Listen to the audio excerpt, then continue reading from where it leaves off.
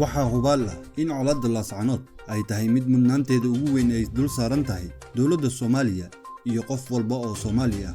Waxa lagama maarmaan ah in ay gacan ka geystaan una gargaaraan ummadda u dhibaataysan midnimada iyo wadajirka Soomaaliya. Qabsashada maamulka Somaliland ee laascanood waxay khatar ku tahay amniga qaranka Soomaaliya, waxa ayna wiiqaysaa midnimada Soomaaliya. Haddaba dowladda Soomaaliya waa inay si degdeg ah uga howlgashaa sidii ay u soo afjari lahayd gumaysiga iyo laynta maatada gobolka Sool oo ay ku wada maamulka Somaliland una ilaalin lahayd madaxbannaanida Soomaaliya.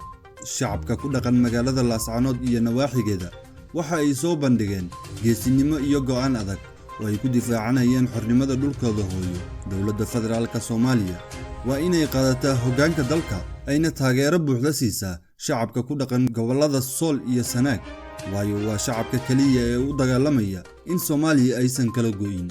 walow qaar ka mid ah mas'uuliyiinta dowladda Soomaaliya ay inta badan ka gaabsadaan eedeynta maamulka Somaliland. Madaxweynaha dowladda Soomaaliya oo ka mas'uul ah badqabka shacabka Soomaaliyeed ayaa waxa uu ku tilmaamay xuquuqii laascanood dhimasho ka dhalatay banaanbaxyo, taasoo run ahaantii u ekeed inuu eedda saarayo shacabka dhibaataysan ee laascanood. Sidoo kale waxaa mooshin ku saabsan xasuuqii laascanood hor istaagay gudoomiyaha golaha shacabka Aadan Madoobe.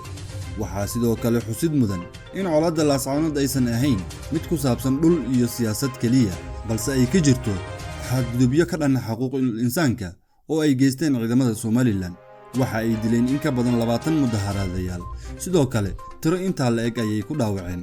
dibadbaxayaashu waxa ay gaareen guulo astaan leh oo la taaban karo ayagoo calanka Soomaaliya ka taagay bartamaha magaalada laascanood oo muddo 10 sano ah ay maamulayeen maamulka gooniistaaga ee Somaliland. taasi waxa ay ku tusinaysaa sida bulshada SSC ay uga go'an tahay ilaalinta madaxbannaanida iyo mustaqbalka Soomaaliya.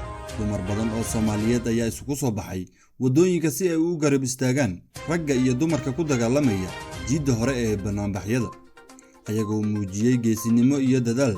tani waxay dhiirigelisay shacabweynaha Soomaaliyeed oo idil, waxayna muujinaysaa in haweenku noqon karaan wakiilo u horseeda isbeddel keeni kara kacdoon siyaasadeed iyo tan bulsho. wadamada madaxa bannaan, siyaasiyiinta ama shakhsiga isku daya in uu kala gooyo waddan waxa loogu yeeraa qaa'inul waddan, taasoo uu ku muteysto dil ama xarig. haddaba shacabka Soomaaliyeed kama filayaan dowladda tabarta yar ee Soomaaliya inay sharciga hor keento Muuse Biixi, hogaamiyaha jabhadda xoogga ku haysata gobolada waqooyi, balse waxaa lagama maarmaan ah inay shacabka dhibaataysan ee gobolada Sool iyo Sanaag ay la garab istaagto hiil iyo hool. walow Xasan Sheekh Maxamuud uu ku baaqay in la joojiyo dagaalada laascanood, balse waxaa muhiim ah in hadalka uu barbar socdo dadaalo dhab ah oo horseedi kara isbeddello muuqda oo looga hortagayo gumaadka ay wadaan ciidanka Somaliland. madaxweyne Xasan Sheekh iyo xukuumaddiisa waa inay dhageystaan tabashada bulshada SSC oo ay u guntadaan sidii xal nabadeed oo maangal ah loogu soo afjari lahaa dhibaatooyinka jira. waa muhiim in la maqlo codadka shacabka laascanood oo la baadho wixii qaladaad ah oo ay Muuse Biixi iyo jabhaddiisa ka geysteen magaalada laascanood.